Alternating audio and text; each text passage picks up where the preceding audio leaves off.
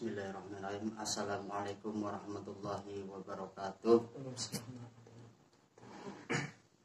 Alhamdulillahirrahmanirrahim. Sekarang saya kebetulan mampir di rumah Pak Ustadz Muhammad Rofi Said ini. Tapi mohon maaf tadi sebelumnya nih. Sebenarnya kedatangan saya ke sini itu sebenarnya kepengen ngobrol untuk mencari tahu ya, untuk menambah wawasan. Jadi obrolan kita berdua ini sengaja saya rekam. Nggak apa-apa. Jadi rencana saya ini mau saya bagikan ke teman-teman supaya teman-teman saya itu pada tahu lah. Jadi sebenarnya saya pengen nanya tadi, masalah ciri-ciri orang yang kena gangguan atau kena santet ya, itu ciri-cirinya seperti apa tadi? Berarti ciri-ciri orang yang terkena santet itu sebetulnya itu sangat banyak sekali. Itu apa aja tadi? Itu yang pertama ya, untuk ciri-ciri orang yang terkena santet itu yang pertama adalah gelisah. Iya, gelisah. Berarti gelisah tersebut itu salah satu orang tersebut itu terkena ciri-ciri santet ataupun ciri-ciri orang yang terkena guna-guna. Ya, ini gelisahnya itu orang tersebut itu setiap hari itu gelisah. Perasaannya itu gelisah, selalu nggak tenang. Ya, selalu nggak tenang, gelisah. Orang tersebut itu akan selalu gelisah di malam ataupun di siang hari. Merasa ada yang berbeda. Merasa gelisah, merasa ada yang berbeda, kenapa diri kita tersebut itu seperti ini. Dan selalu bertanya-tanya. Itu seperti itu. Gelisah, intinya itu gelisah. Kemudian ada lagi, selain gelisah tersebut itu ada lagi, yaitu selalu dalam keadaan ketakutan. Oh, itu ketakutannya saat beraktivitas atau di dalam rumah itu? Di semua tempat. Kalau dalam keadaan sepi, orang tersebut itu merasa takut. Dirinya itu takut. Misalkan pas waktu sendiri ya di dalam rumah, kemudian tempatnya itu sepi, itu juga merasa dirinya tersebut itu takut, merasa dirinya tersebut itu seolah-olah diikuti oleh orang lain, tetapi tidak ada orangnya. Itu juga termasuk dari ciri-ciri yang sampean tadi tanyakan. Oh, berarti di tempat keramaian juga bisa gitu, maksudnya merasa ketakutan juga?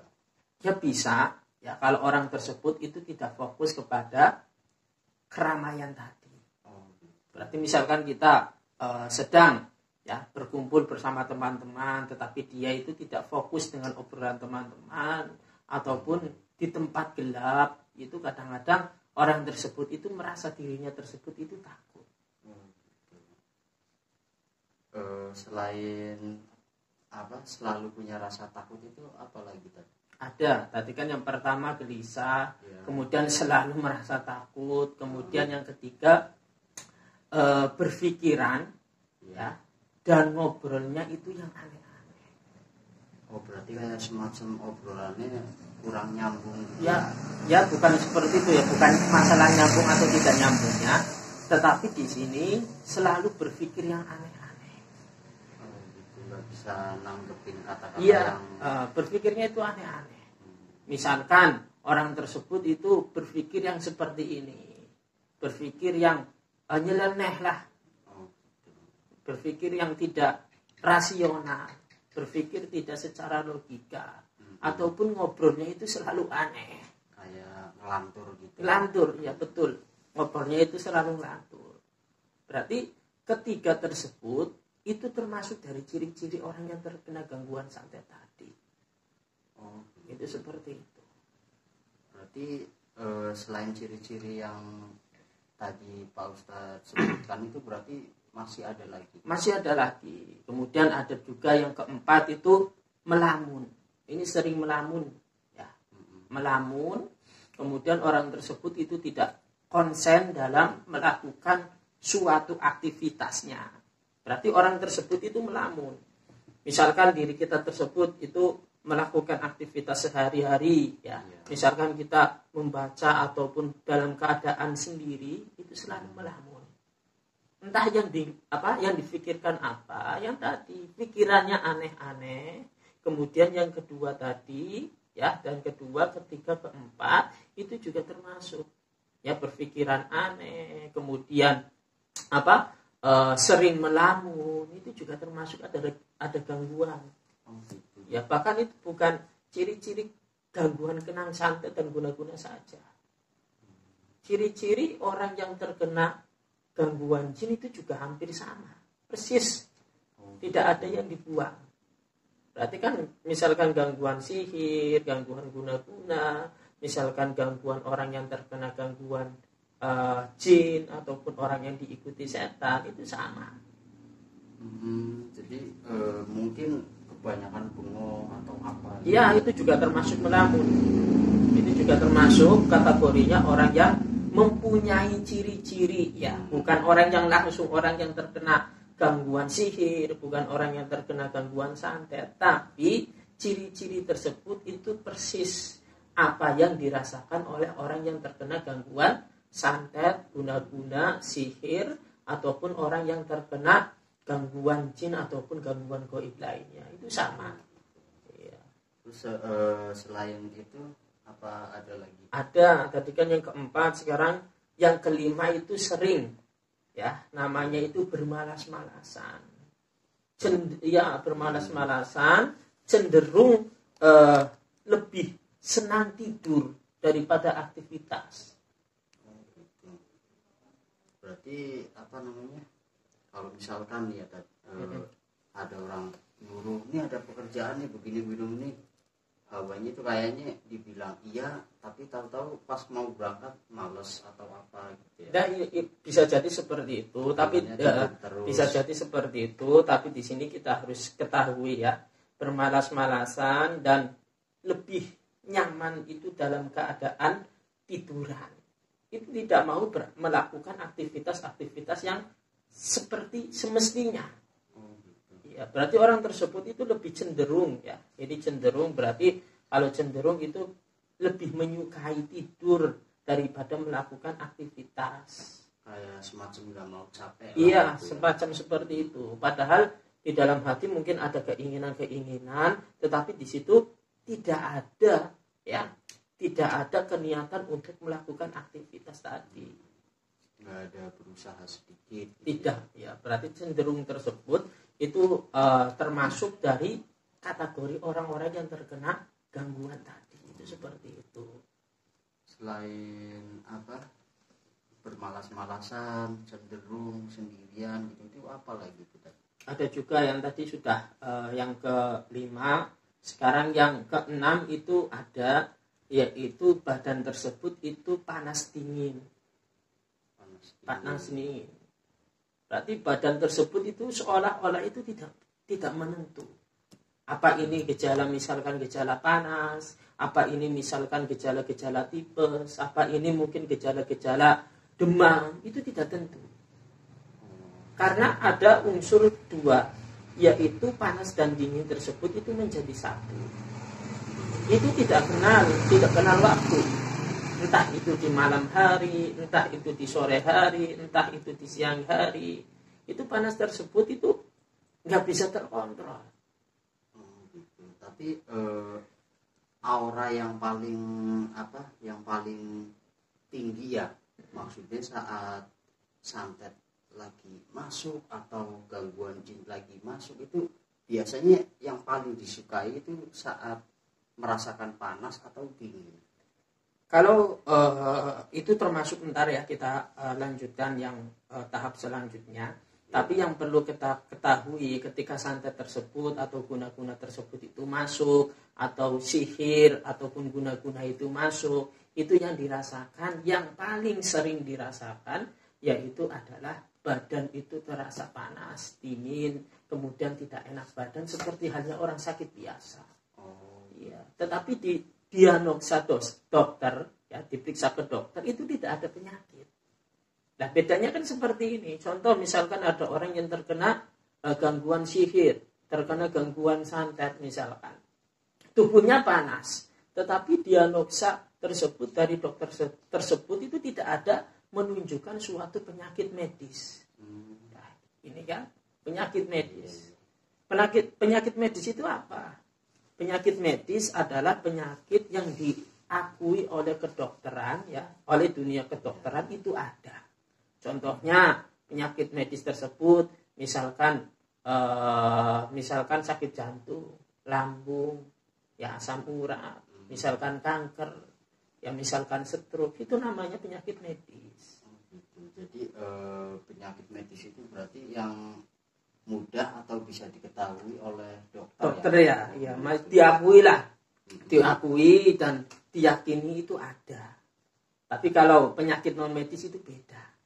Ya, salah satunya ya ini, contohnya yang kita bahas, orang yang terkena sihir, orang yang terkena santet, orang yang terkena guna-guna, orang yang terganggu jin, itu namanya penyakit non medis.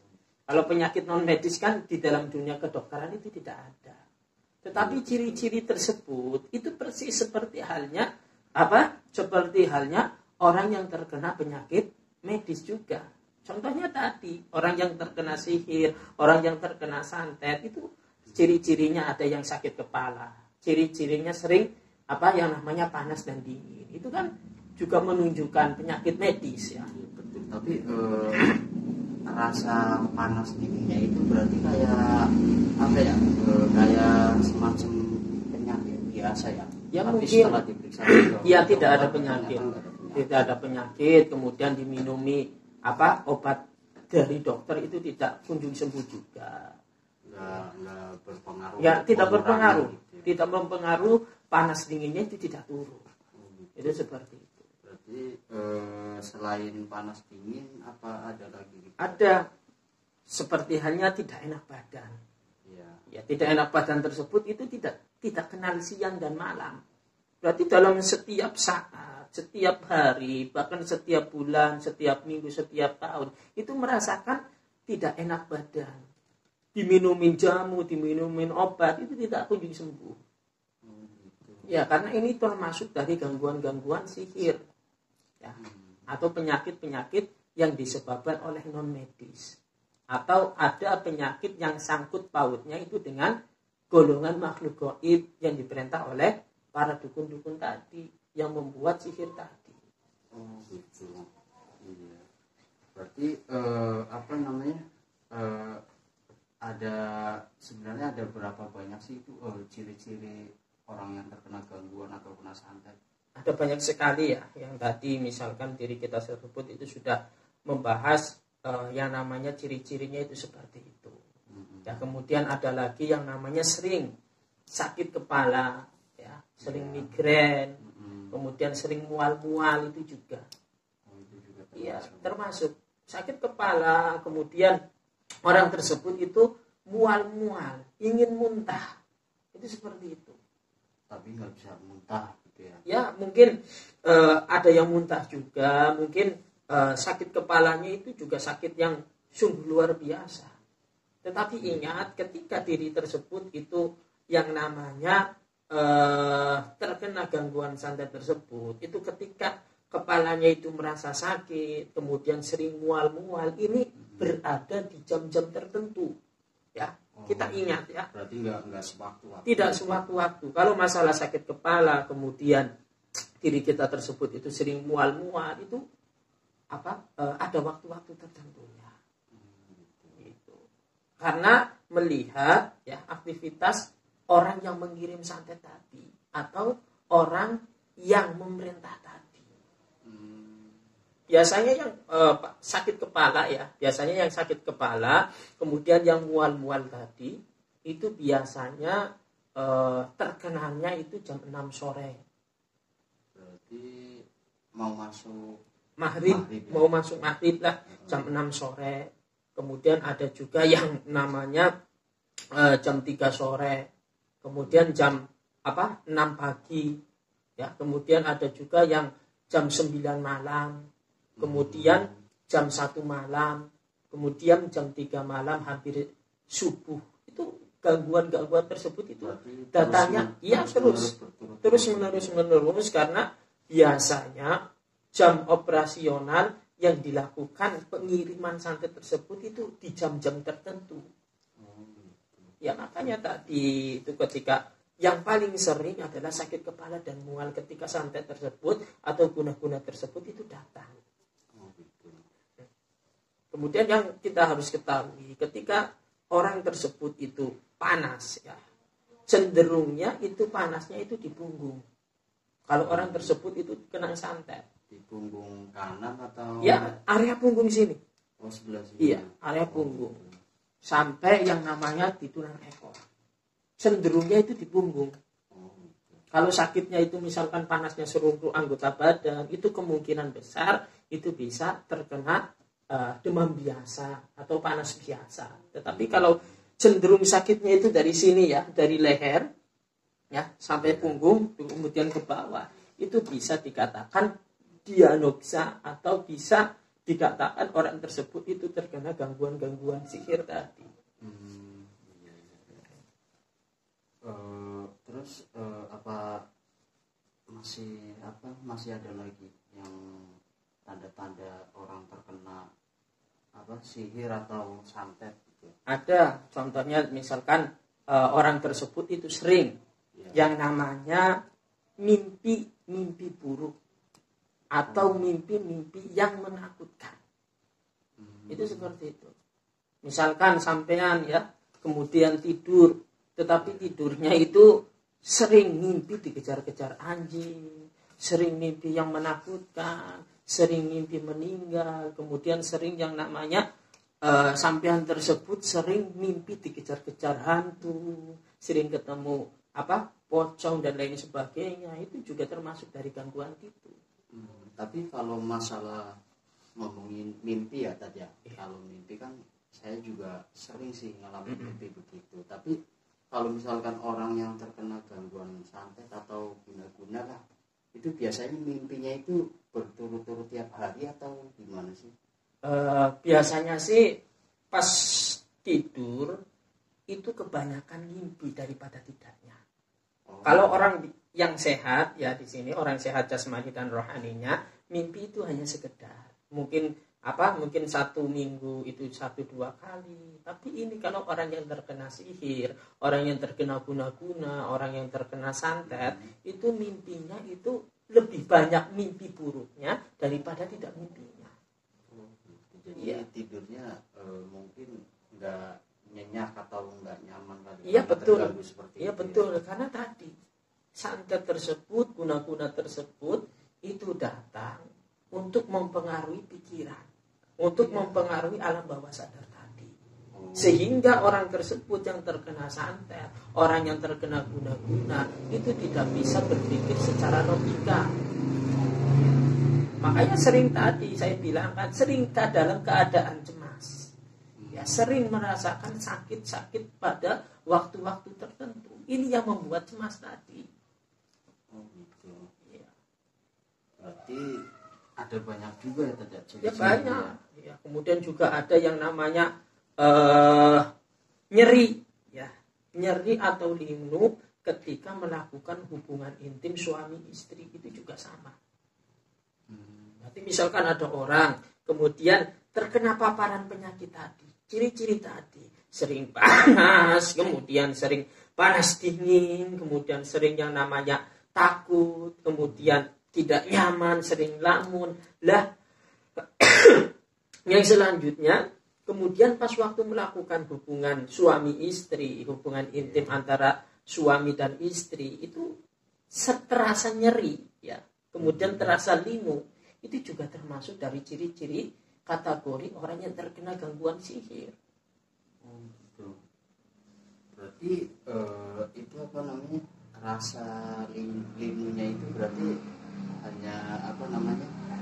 hanya sebentar atau ketika melakukan hubungan intim tersebut itu merasa linu. Biasanya sebelum orang tersebut itu belum kena kategori, ya, belum kena kategori sihir, tapi aneh ketika 3 bulan terakhir misalkan merasakan linu, itu juga itu yang dimaksud linu itu seperti itu. Iya, makanya diri kita tersebut itu harus hati-hati lah. Terus selain itu apa lagi tadi? Ada lagi itu yang namanya susah tidur malam. Susah tidur malam. Paginya itu cenderung sukanya itu aktivitasnya itu digantikan untuk tidur. Tapi pas waktu aktivitas tidur itu digunakan untuk bergadang atau susah untuk tidur. Padahal kayak apa? Terbaliklah, yang seharusnya untuk aktivitas malah untuk cenderung ke tidur. Waktunya tidur itu cenderung untuk bergadang. Itu seperti itu. Kebalik. Kalau misalkan orang normal kan aktivitas di siang hari, istirahat di malam hari gitu ya. Berarti selain itu apa lagi? Ada juga ingin teriak histeris. Ya, ingin ya. Di sini itu ingin. Perasaan itu ada yang terpendam. Seolah-olah dirinya tersebut itu ingin teriak yang sekeras-kerasnya.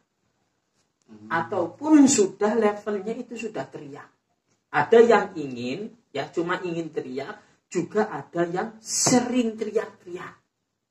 Itu juga termasuk. Itu teriak-teriaknya itu saat suasana sepi atau ramai biasanya? Biasanya itu cenderungnya itu sepi. Tapi kalau santet tersebut itu sudah masuk, guna-guna tersebut itu sudah masuk, itu perlu kita garis besari bahwa tidak mengenal halayak umum atau halayak sepi.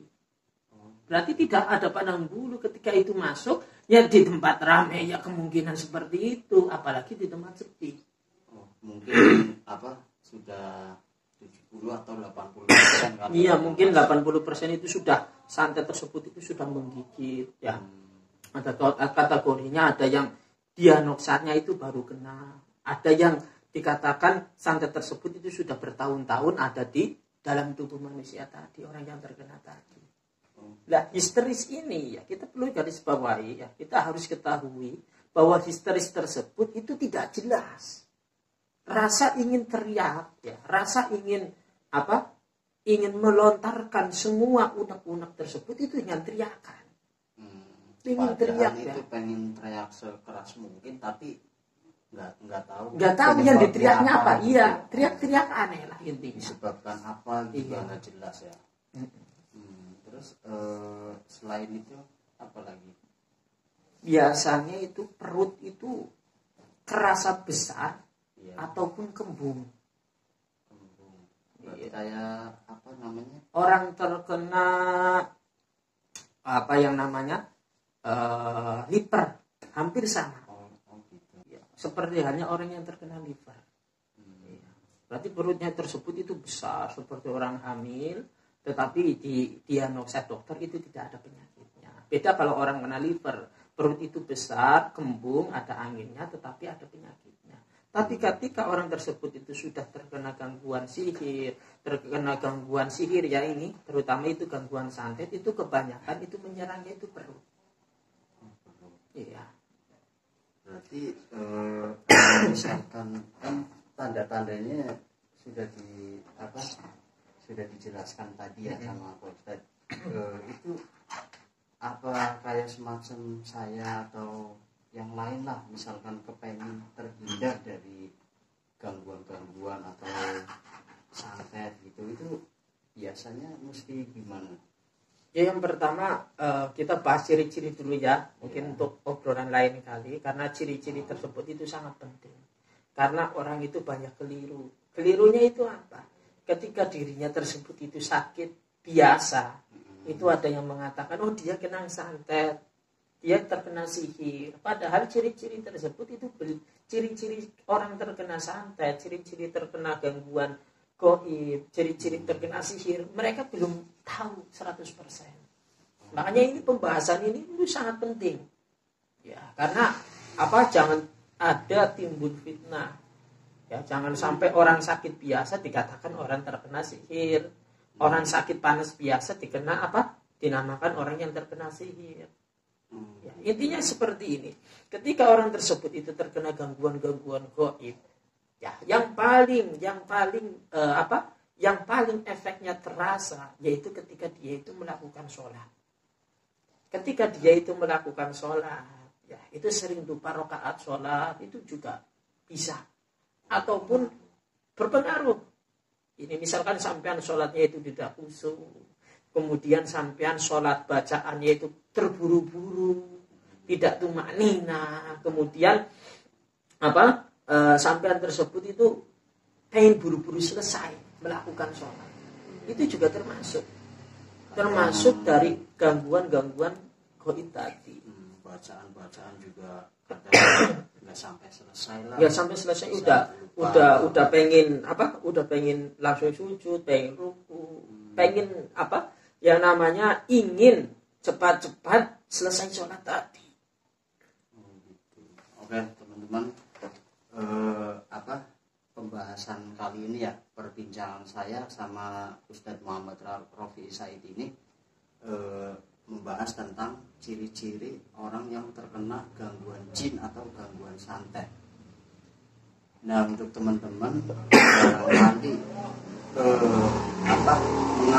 mengalami hal-hal yang seperti Pak Ustadz tadi jelaskan, itu jangan langsung mengambil kesimpulan bahwa saya itu kena gangguan atau kena santet, itu jangan. Lebih baik kalau bisa ke dokter dulu ya tadi. Kalau misalkan dokter nggak bisa memastikan oh ya ini penyakitnya ini atau nggak ada gitu, nah itu mungkin bisa dikatakan kena gangguan atau kena jin atau kena santet lah. Begitu juga teman-teman kalau misalkan mengalami hal yang seperti tadi ya, itu kalau bisa itu mesti cari tahu, kayak semacam datang ke orang pintar atau kiai atau supaya lebih jelas. Jadi ini berhubung sengaja saya video ini tadi obrolan kita berdua ya, ini saran yang terbaik buat penonton atau teman-teman saya itu apa tadi? Yang pertama pesannya yang pertama, kita hati-hati dalam melakukan aktivitas, terutama lisan kita itu dijaga, karena kebanyakan orang yang berusaha untuk menjatuhkan orang dari jarak jauh, alias orang ingin menyantet orang, itu biasanya itu timbul dari omongan yang kita enak, kayak semacam sakit hati. Orang tersebut itu memang di depan kita dia itu tidak berani, ya, tapi lihat di belakangnya. Makanya apalagi kita itu adat Jawa, kita orang Jawa, kita mempunyai tradisi bisa membunuh tanpa menyentuh. Ya, yang tadi orang Jawa tersebut itu ada mempunyai tingkat kemistikan atau tingkat keasalan itu sangat tinggi. Ya, karena hati-hati ya, terutama omongan. Jangan sampai menyinggung. Itu kebanyakan orang itu terkena santet, terkena gangguan sihir. Itu biasanya gangguannya itu orang-orang yang tidak bisa menjaga lisannya tadi. Misalkan orang yang disantet itu gara-gara mungkin orang tadi itu mencela, orang tersebut itu selalu menyindir. Kemudian yang disindir tadi itu menyantet. Kata-katanya itu selalu harus dijaga, harus dijaga. Misalkan orang yang terkena gangguan guna-guna, misalkan ada cowok ya, kemudian dihina seorang cewek, ya, karena misalkan dia itu buruk rupa, misalkan dirinya tersebut itu tidak ganteng, misalkan dirinya tersebut itu tidak mampu masalah keuangan dan lain sebagainya, itu dihina oleh cewek tadi. Kemudian pasti hati seorang laki-laki tersebut itu akan terbuka. Bagaimana dia agar orang tersebut, wanita tersebut itu agar mengemis-kemis kepada saya masalah cinta tadi. Iya, makanya kita harus berhati-hati. Ya, terutama diri kita tersebut orang Jawa. Orang Jawa tersebut itu mempunyai mempunyai tradisi atau mempunyai adat bisa membunuh tanpa menyentuh, yaitu dengan cara orang tersebut itu pergi ke dukun. Kalau orang tersebut itu hatinya itu sudah gelap, kemudian dirinya tersebut itu sudah tidak ada jalan keluar lagi, kemudian buntu, kemudian hatinya sudah gelap, jalan apapun walaupun itu haram, walaupun itu dikatakan haram ataupun syirik, orang tersebut itu berusaha. Yang penting dia sengsara, dia tidak bahagia, dia bisa harus ngemis-ngemis kepada saya. Itu seperti itu. Berarti semacam balas dendam. Balas dendam itu kebanyakan itu dari ucapan yang tidak bisa dijaga. Oke teman-teman, jadi yang pertama tadi itu kita harus menjaga lisan atau menjaga kata-kata kita. Jangan sampai kita mengucapkan sedikit kata maupun banyak kata itu yang membuat menyakiti hati seseorang ya tadi. Iya betul. Karena lidah itu lebih tajam dari silet atau pedang. Contohnya ya tadi bisa menyakitkan, bisa membunuh tanpa menyentuh. Selain menjaga kata-kata itu apa lagi tadi? Ya, yang pertama itu menjaga kata-kata. Ya. Kemudian yang kedua ini yang terakhir yaitu selalu mendekatkan diri kepada Allah Subhanahu wa taala. Kita banyak zikir, kita banyak istighfar, kita banyak ampunan, dan yang terakhir kita harus meminta banyak perlindungan kepada Allah Subhanahu wa taala agar terhindar dari semua mara bahaya, baik itu bahaya yang datangnya dari penyakit ataupun itu datangnya dari gangguan-gangguan makhluk gaib, itu seperti itu. Karena diri kita tersebut itu tidak mungkin bisa menghadapi itu semua kecuali dengan ridho Allah. Diri kita tidak mungkin bisa sembuh dari semua macam penyakit, tidak bisa sembuh dari santet. Itu tidak lain atas kesembuhan yang terlepas dari penyakit tersebut itu atas ridho Allah. Diri kita dijaga oleh semua bahaya itu juga atas kehendak Allah Subhanahu wa taala. Oke teman-teman, mungkin obrolan saya bersama Pak Ustadz Muhammad Rofi Said ini, mudah-mudahan obrolan kita berdua ini bisa bermanfaat buat kalian semua ya. Amin. Supaya bisa lebih hati-hati lah, jangan sampai kita menyakiti teman atau keluarga atau semua orang lah. Jangan lupa yang kalau bisa lakukan yang Pak Ustadz tadi bilang ya, satu harus bisa menjaga kata-kata. Yang kedua jangan lupa kita harus mendekatkan diri kepada Allah Subhanahu wa taala. Jangan lupa juga selalu minta perlindungan. Oke teman-teman, mungkin kita nanti akan sambung lagi ya obrolan saya bersama Pak Ustadz Muhammad Rofi Said, karena waktunya sudah larut malam. Tunggu episode selanjutnya. Nanti insya Allah kita akan membahas tentang tempat atau hunian atau rumah yang terkena santet itu ciri-cirinya gimana, rumah yang kena gangguan itu ciri-cirinya bagaimana. Nanti Pak Ustadz akan menjelaskan dengan detail, dengan lebih jelas. Tunggu video saya selanjutnya. Cukup sampai di sini saja ya. Jangan lupa like, share, subscribe ya. Nyalakan loncengnya. Oke, Pak Ustadz, ini terima kasih atas waktunya ya. Sekarang saya mohon pamit. Oke, teman-teman, nanti kita sambung lagi ya. Wassalamualaikum warahmatullahi wabarakatuh.